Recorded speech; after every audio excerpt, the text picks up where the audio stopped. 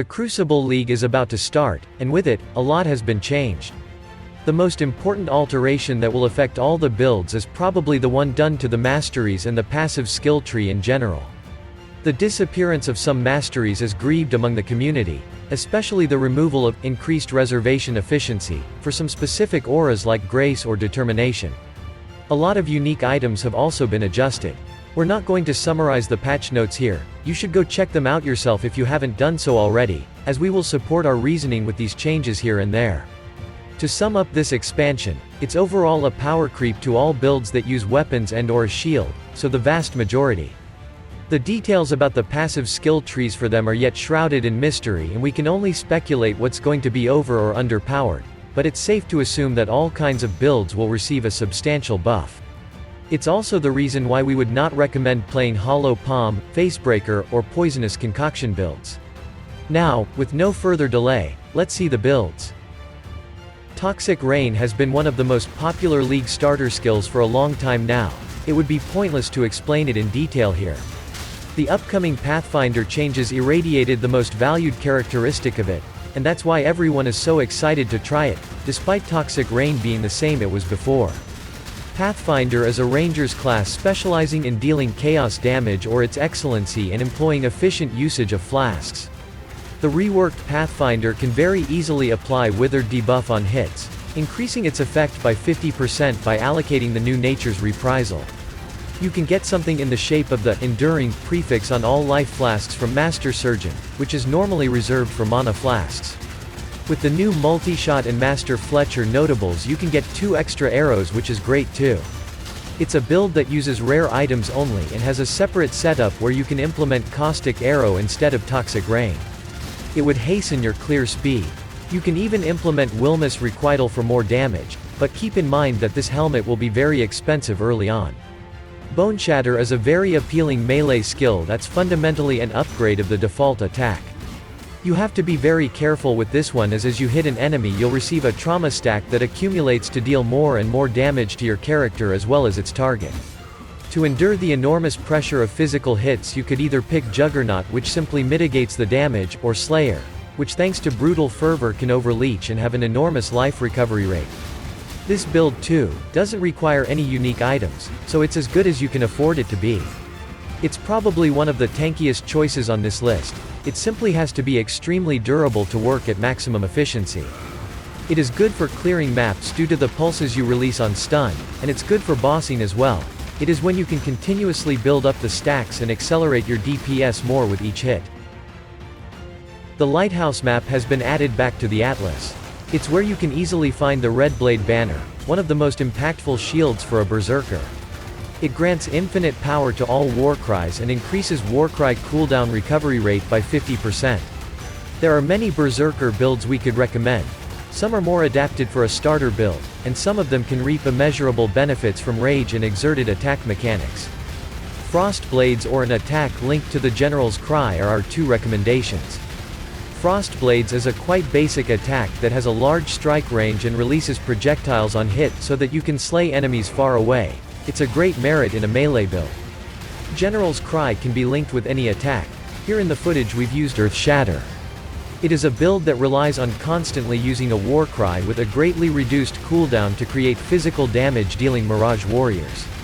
These builds should be cheap, but again, it's mostly rare items that you're going to spend the most on. Corrupting Fever is probably the best DOT spell for an early game physical damage dealer. This spell is just a buff and so it has to be used alongside an additional physical spell or attack to apply the DOT effect. That's where Kinetic Blast and Reap fit like a glove. Reap is a spell that deals inherently physical hit and DOT damage. Moreover, modifiers to spell damage apply to damage over time, making it slightly easier to start with. Patch 3.21 introduced a new Vol Reap which creates a pool of boiling blood that causes tons of additional physical damage over time on top of bleeding and corrupting fever. It requires Hemophilia unique gloves for more damage, but it's a cheap item. It's not a build that can quickly reach good single target damage, but it's excellent at clearing and is also relatively tanky due to the 2 Fortify related Ascendancy keystones if you play as a champion, but you can also run it on Gladiator for more damage and explosions. With the additional damage from Vol Reap, it can hopefully ascend into an S-tier starter. Fire damage over time, and particularly Ignite, is especially powerful on an Elementalist. With Shaper of Flames, you're guaranteed to ignite with each hit, dealing even more burning damage if it's mostly fire damage that causes it, and in most cases it is. Fire Trap is a top-tier spell of this type as it offers two sources of powerful fire dots, the Burning Ground and Ignite from hits. You can alternatively use abilities like Righteous Fire or Flame Wall, both as an addition to Fire Trap or as standalone builds.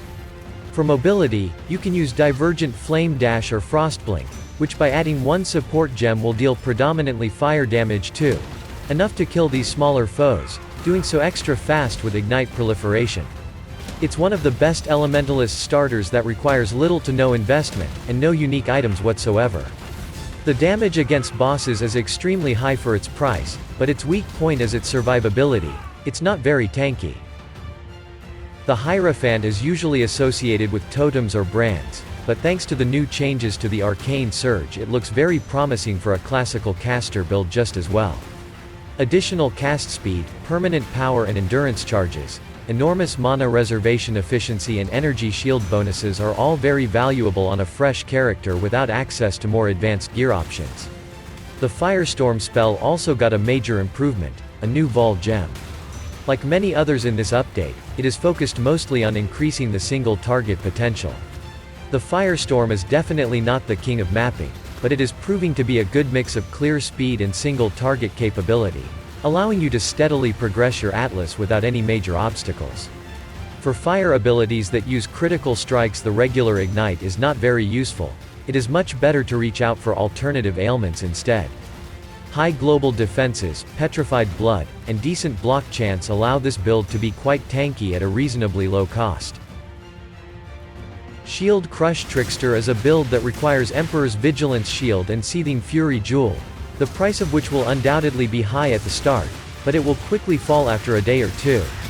It's otherwise a cheap build that uses this exact shield to deal cold damage with an attack that cares little about your weapon's local stats.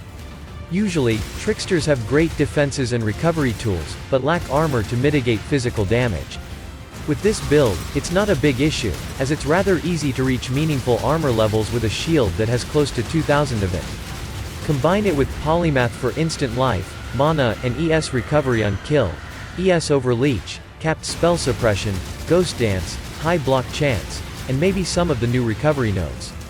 You can also implement multiple cheap uniques like the Pandemonious, Perseverance, or Obliteration. It's a melee build so it won't be especially good at fast map clearing, but it can face tank most of the bosses in the game. Absolution is already established as one of the best leveling minion spells.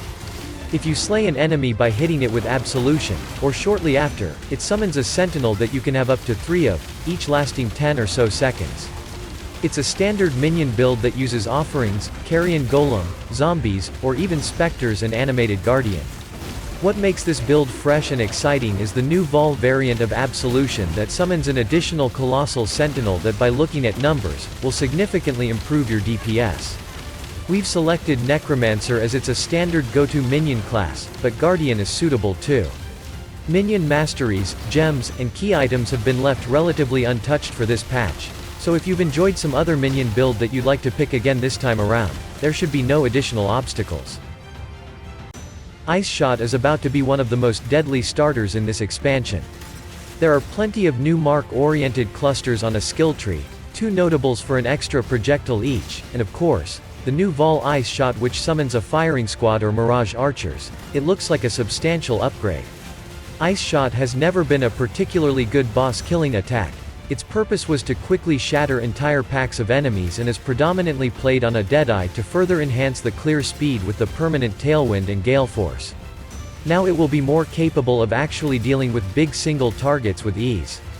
Be aware that this one is the brittlest build on the list. The most meaningful layer of defense is the distance you're supposed to keep from your enemies, which is of course easier if they're frozen, but in some instances the damage is unavoidable. We sincerely recommend this one for players wanting to transition into a quick tornado shot build down the line to create the endgame shredder with immense potential. It might be a bit surprising that we did not include a Saboteur here. The Saboteur class now specializes in trigger-type builds, and this change diluted its ascendancy skill tree to be more versatile, so it's not an obvious go-to class for all trap and mine builds. His trap skills that heavily rely on cooldown, such as Seismic Trap, are affected. It now requires you to take the, like clockwork, keystone that increases the global cooldown recovery rate. Some universal merits remain. Born in the Shadows for blind specialty, Pyromaniac for recovery, and Explosive Experts for mixed elemental ailments are still there, unchanged. This new Saboteur is a nerf addressing the beyond powerful starter builds using traps and mines. Look at other classes as equal when selecting such builds from now on. As for the new trigger specialty, it looks promising when looking at the trigger bolts and extra cooldown recovery rate, but we have yet to create builds for it, so stay tuned. All the builds briefly mentioned here are described in full detail on our website and in their video counterparts. You can find them using provided links. Our build guides will help you understand the purpose and inner workings of each element implemented, explain the leveling process step by step, and suggest minor changes if the build allows for any adjustments. If you enjoy this type of content, subscribe to our YouTube channel as we often cover the hot new popular builds as well as some niche and interesting ones you might find of interest. And don't hesitate to suggest the topics you'd like us to cover, leave feedback to let us know how's the work, or help us improve our presentation formula.